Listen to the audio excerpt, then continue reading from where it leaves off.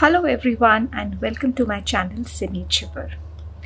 Today in this video we are going to deal with the topic of the minor arcana and what is its relation to numerology. So we are going to understand the connection of numbers to our minor arcana suits.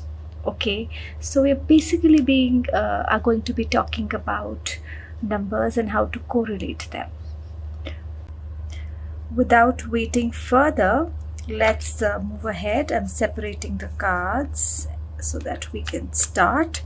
And a small request that if you do like this video, that is to follow, then please do subscribe to my channel and like this video and leave a comment below. Let's start.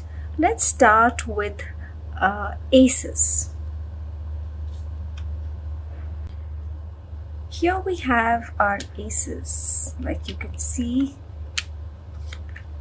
these are the aces in the minor arcana. Whenever any of these cards come, these aces, they mean new beginnings, a potential for something that exists, some momentum coming into the situation, some inspiration coming from somewhere. It can also talk about you developing a strong individuality. So aces show potential and beginnings as the base energy. That's number one. Coming to the twos, see, these are the twos. Wands, pentacles, cups and swords. Twos talk about choices. Easy, difficult, but still choices. You will have an option when you get twos. Balance. These twos, they talk about balance. They talk about cooperating with another person. They also talk about duality. So twos, when they come, they bring a theme of choices, balancing things, cooperating with another person, and how a situation can be viewed in a dual light. So that's twos for us. Moving on to the threes. These are the threes, and threes are about people. They're about groups.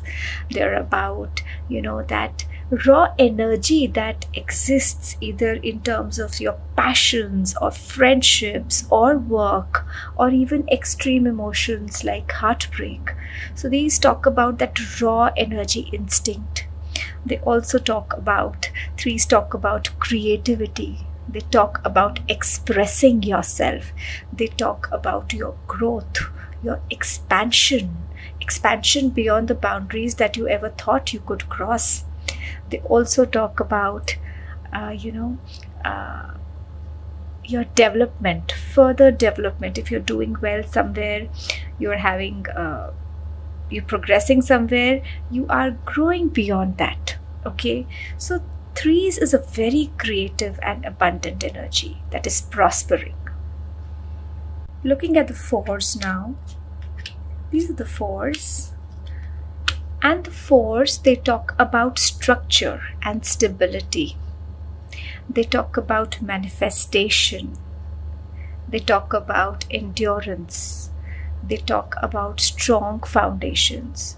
So whenever a four comes, there is something solid. Moving to the fives. So fives are an unstable knot. Okay. Fives talk about conflict. Fives talk about emotions unaddressed, the lack of something, unnecessary ambition, fluctuation, challenges, changes that you didn't want, conflicting mindset, tensions. So fives bring a chaos basically. Fives talk about chaos in your present life with respect to, whatever that particular suit is pointing towards. So fives is an energy of mess. It's the energy of chaos. Six is a very good card. It's a very good number. Sixes, they bring harmony. Sixes bring alignment. They bring pleasure. They tell you that you are balancing things, you're balancing different aspects of your life. So they're bringing harmony. They're bringing you to that adjustment which is good for you. And you understand that. They're bringing alignment. They are also at times bringing commitment, pleasure. You're moving towards your purpose and you're balancing your life with it.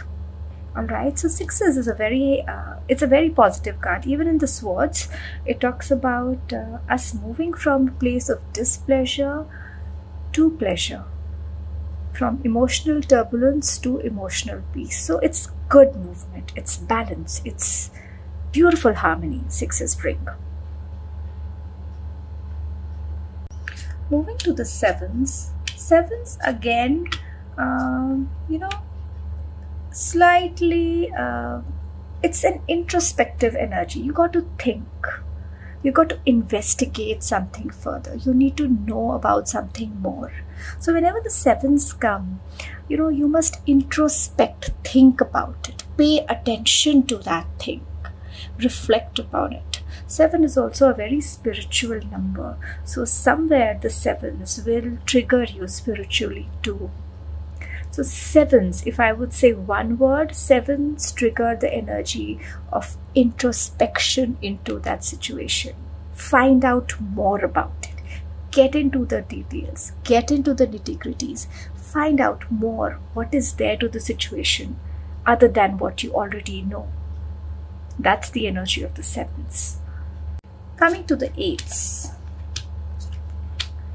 Eights are, eights as a theme, they talk about rebirth. You have decided to end something and begin something new. A situation suddenly moves. You suddenly start putting attention onto something. You decide suddenly to finish one thing because it's not making you happy and move towards another thing. You break boundaries, or that thought comes in your mind. So 8, it does signify achievement in that respect. It also at times speaks of a rebirth of you. Again, depending on which suit, but rebirth as in a sense. Okay, you want to achieve perfection. You are aiming at perfection. 8s also ask you to take action. This is not the time to just think. It's time to do it. Whether you feel good about it or bad, action is necessary. Okay, so 8s, they bring the energy of rebirth and they implore you to take action. You need to address the situation now. Moving to the 9s. 9s are a beautiful card. They bring completion. They bring success at the end of it, attaining something and completing something, or being just there. Whether you're working hard, whether you're exhausted, whether you've seen struggles, whether you've worried about it a lot, but there is attainment at the end of it. You are just at the point of completion. Abundance will follow. It talks about a very idealist situation that you want to achieve at. So 9s are cards which are telling us that some situation is near about completion. And then it talks about the emotions around it, how you're feeling about it, depending on which suit we are talking about. Moving to the energy of the 10s. 10s talk about completion. Again, good or bad, it depends on the suits. But 10s bring completion. It's the end. It's a full circle that you've seen. And in a way, it is success. You have learned your lesson in that particular situation. So it may result in you feeling bad or burdened, but you've learned your lesson. And this was the worst that could happen. After this, there's only improvement. Okay, so 10s bring completion. again in a good or a bad way, but fulfillment. They bring success to the learning. Okay, you've come a full circle.